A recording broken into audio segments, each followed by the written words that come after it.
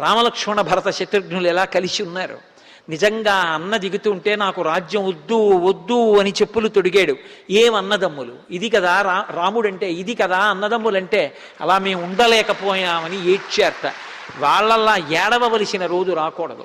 రామలక్ష్మణ భరత శత్రుఘ్నుల్లా బ్రతకగలగాలి. రాముడు మెట్లు దిగాడు.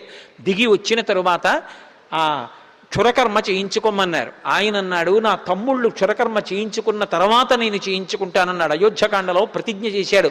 ధర్మమర్థంచ కామంచ పృథివీంచాపి లక్ష్మణ ఇచ్చాపి భవతామర్థే ఏతత్ ప్రతిశృణోమితి అన్నాడు. ధర్మార్థ కామములు నా తమ్ముళ్ళు అనుభవిస్తేనే అనుభవిస్తాను, వాళ్ళకి లేనివి నాకు వద్దన్నాడు. అందుకని ముందు తమ్ముళ్ళకి క్షురకర్మ చేయించి తాను చేయించుకున్నాడు. కౌసల్య, సుమిత్ర, కైకేయి పరమ సంతోషంతో సీతమ్మకి అభ్యంజన స్నానం చేయించారు.